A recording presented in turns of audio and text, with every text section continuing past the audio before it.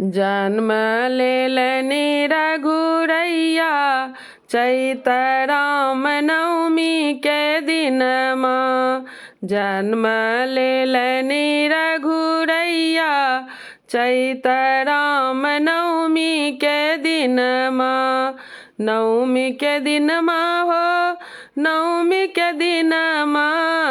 नवमी के दिनमा हो नवमी के दिनमा। राजा दशरथ जी के भवन माँ चैत राम नवमी के दिनमा।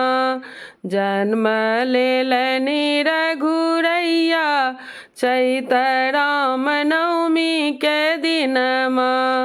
जन्म लेलनि रघुरैया चैत राम नवमी के दिनमा। सब देवता मिली दर्शन को आए। सब देवता मिली दर्शन को आए। दर्शन करब चारू भैया चैत राम नवमी के दिनमा। दर्शन करब चारू भैया चैत राम नवमी के दिनमा।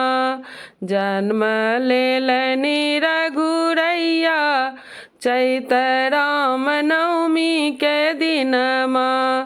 जन्म लेलनि चारू भैया चैत राम नवमी के दिनमा। सखी सब नाचे बधाई गीत गावे। सखी सब नाचे बधाई गीत गावे। आरती उतारब रघुरैया चैत राम नवमी के दिनमा।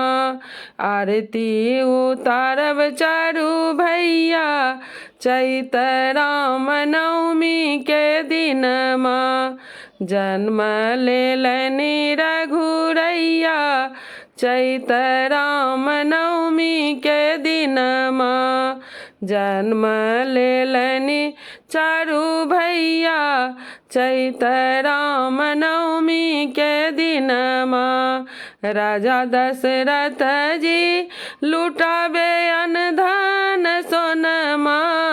राजा दशरथ जी लुटाबे अन्न धन सोनमा।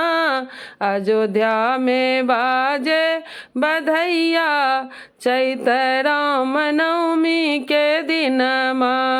अयोध्या में बाजे बधैया चैत राम नवमी के दिनमा। जन्म लेलनि रघुरैया चैत राम नवमी के दिनमा। जन्म लेलनि चारू भैया चैत राम नवमी के दिनमा।